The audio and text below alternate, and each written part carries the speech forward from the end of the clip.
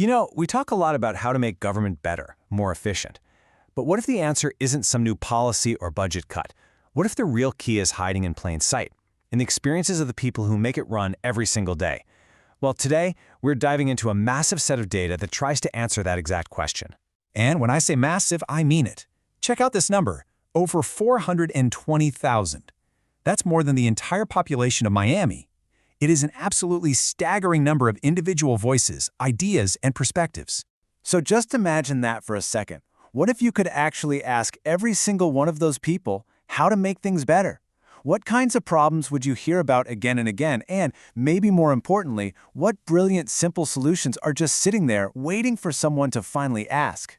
Well, this isn't just a thought experiment. Back in 2015, the US government did exactly that.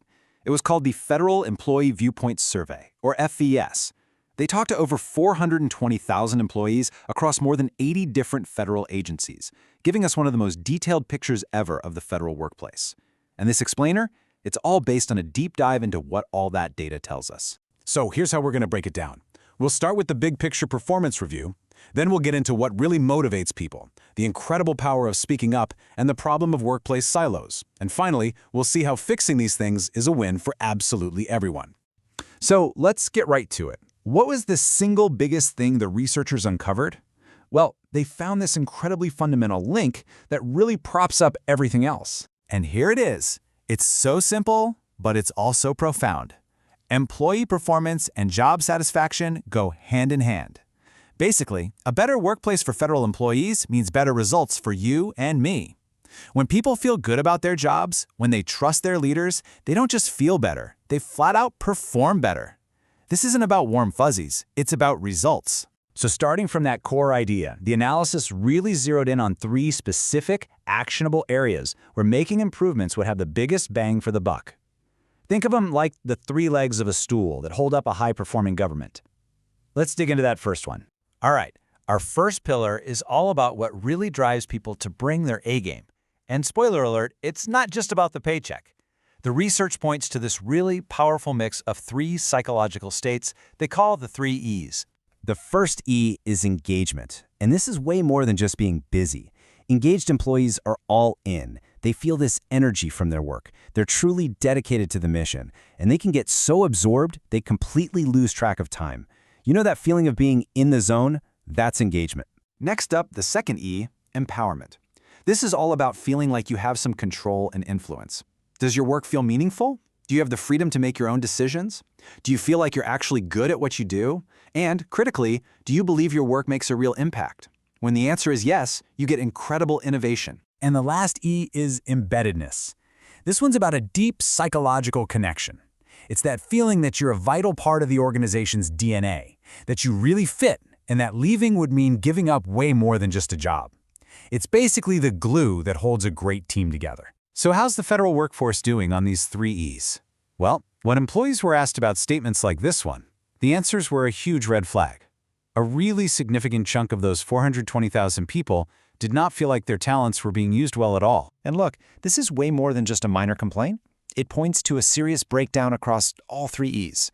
I mean, think about it. If your talents aren't being used, how can you possibly feel engaged? How can you feel empowered or impactful? And why would you feel embedded in a place that doesn't seem to value what you're best at? So how do you fix a motivation gap like that? Well, the research points to things like the rapid results method. It's pretty straightforward. Leaders sit down with their staff to figure out the biggest roadblocks. Then they brainstorm solutions together. And here's the best part. They set these ambitious 100-day goals to actually put those solutions into action. It empowers people to solve the very things that were dragging them down. And there are other tools too, like creating formal suggestion systems that don't just go into a black hole, or using digital dashboards to give people clear, real-time feedback on their performance. That kind of clarity is absolutely crucial for helping people see their own impact. Okay, this brings us to our second big pillar, creating a place where people actually feel safe to speak their minds. Researchers call this concept employee voice. In any healthy organization, employee voice is a superpower. It's your early warning system for problems and your engine for new ideas. It means the people on the front lines feel safe enough to say, hey, this is broken, and are empowered enough to suggest a better way, all without fear of getting in trouble. And that question, it really gets to the core of why this is so important. Because when people are silent, it's not because they have nothing to say. No, They're silent because they're afraid. And that kind of silence, it can have absolutely devastating consequences. And this right here makes that danger terrifyingly real. This is not some abstract theory, it's a real-world disaster. The investigation into this derailment found that employees knew the tracks were dangerous, but a culture of fear kept them quiet. Their silence led directly to a catastrophic system failure. And the survey data shows this fear is widespread. This statement from the survey got, as the report put it, tepid responses. Nearly half of all federal employees weren't confident they could speak up about anything from a simple improvement to a serious violation without facing reprisal. Let's put an even harder number on that fear: 25%. That's right. According to another government survey, 1 in 4 federal employees who blow the whistle report that they faced some form of retaliation from management for doing it. That proves the fear isn't just in people's heads, it's a documented reality for way too many. So how do we fix this? The research gives us clear steps. It's not enough for a boss to just say, "My door is always open." Leaders need to be trained to actively go out and ask for input. You've got to break down barriers with things like skip-level meetings, where senior managers talk directly to frontline staff. And building strong partnerships with unions can create powerful, safe channels for people to speak up together. This all leads us to our third and final pillar, collaboration. You see, an effective government can't just be a bunch of separate teams working in isolation. It has to work like a single, coordinated system. But here again, the survey data pointed to a really worrying trend. Cooperation wasn't just a problem. It was a problem that was actively getting worse. And people pointed the finger at management, saying leaders often failed to encourage communication between different teams. But here's the interesting part. The problem wasn't everywhere. This chart shows a huge difference. One massive department had a pretty terrible cooperation score of just 37%. But another, equally large department scored almost double that at 72%. So what does that tell us?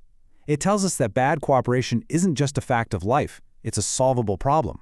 So why does collaboration fail so often? Well, this classic quote from a management researcher nails the root cause perfectly. We have misaligned incentives. It's simple, really. We say we want teamwork and collaboration, but then our performance reviews and bonus systems only reward individual rock stars, sometimes even at the expense of the team. We're hoping for B, collaboration, but we're building our entire system to reward A, going it alone. And people, smartly, respond to what gets rewarded. The fix, then, is to actually align what we say we want with what we reward. That means setting clear, achievable, SMART goals for entire teams, not just for individuals. It means creating and empowering cross-functional teams to solve the big, hairy problems. And most importantly, it means changing our reward systems to celebrate and pay for great teamwork. Okay, let's pull all of this together. We've talked about motivation, voice, and collaboration. And what's so clear is that when you improve these things, it's not a zero-sum game. It creates this amazing virtuous cycle. This table really sums it up perfectly. For every big problem we've talked about, from a motivation disconnect to a culture of fear to declining cooperation, there is a clear, evidence-based solution. And this is the ultimate payoff. This quote from the report just lays it all out. These changes aren't just nice to have. They directly improve well-being, productivity, performance, and innovation. And all of that together leads to a more efficient and effective government, which is a direct win for the taxpayer. So the bottom line is this. When we talk about improving government, maybe the most powerful tool we have is the actual workplace experience of the people on the inside. It's not a cost, it's an investment with a massive public return. And that's really the thought I want to leave you with. We spend so much time debating new laws and programs, but what if the data from over 420,000 people is trying to tell us something simple, that to build a better government for everyone on the outside, we have to start by building a better workplace on the inside?